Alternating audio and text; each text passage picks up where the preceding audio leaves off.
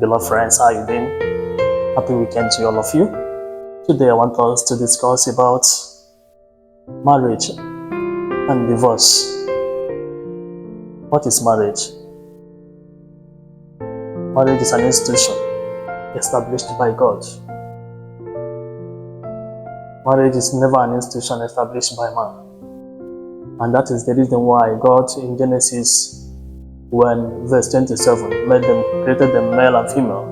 Then Genesis in 2 verse 23, Adam made a statement that though God created them differently, but brought them together as one.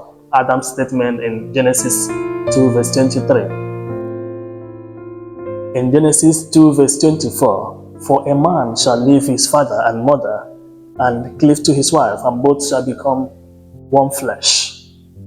The Bible never says a man shall leave his wife and cleave to the mother and father, but he shall leave his mother and father and cleave to his wife, and both shall become one flesh. That's to say that marriage is an institution established by God and not an institution established by man.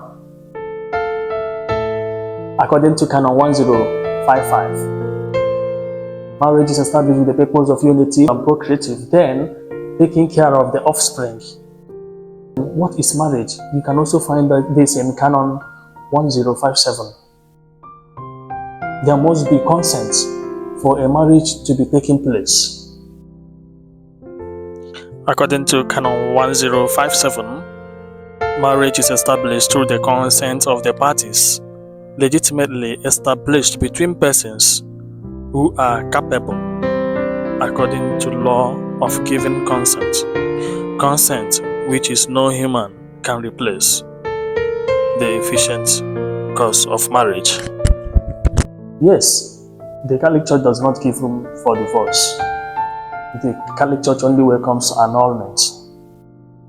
Marriage can be nullified, but divorce is a no-go area for the Catholic Church. According to Canon 1095, there are different reasons stipulated why a marriage can be nullified. For example, data of reason, data of contrast, data of ability, data of will. One of the persons to be married is suffering from an ill health, mental ill health, or maybe out of ignorance. These people come together to marry without the consent of the other person. When there is ill health, mental problem, then there is data of will, data of capability, in the sense that maybe this person is married before and another person, this man is coming to marry this woman who has been married before. Data of capability, both of them are not capable to marry. In such a situation, if he marries that woman, he's committing adultery. He's not even married at first. And that is the reason why the Catholic Church, the tribunal can nullify such a union, because it's not even married at first. You cannot call it marriage. Maybe if another example is when a partner is not at the age of reasoning. According to this canon, the age of reasoning for a man to go into marriage is 16, and the age of woman is 14. So when they have not reached this age of reasoning and they are going into marriage, it's not even married at first, because both of them have not reached the age of reasoning. So what the church teaches is, in such a situation, the union will be nullified. So reasoning is very important. In a situation whereby one of the partners is suffering from an impediment and he or she decided to hide the impediment, and finally they go into mutual or marriage, in quote, with that impediment. On a long run, maybe one of the partners happens to find out that this is what is happening, then he or she can go to the tribunal for annulment. Because when one partner is impotent, maybe it's an impediment. For example, one partner is impotent and he or she decided to keep it. It affects the purpose of marriage, which is procreation. In case of impotency, then one of the partners can go for annulment. So it's never marriage at fault. It's a marriage in deceit. And once there is deceit there, then annulment can follow. There are many reasons why a marriage can be annulled, but when we talk about divorce, it's a no-go area. That is the reason when you go to Italy today, there is no space for divorce. Rather, the space that is supposed to be for divorce is replaced with annulment. What is practiced there is annulment and not divorce. Because divorce is a no-go area for the Catholic Church. The Catholic Church doesn't tolerate that. The Catholic Church doesn't hear that or doesn't welcome that, because divorce is different from annulment.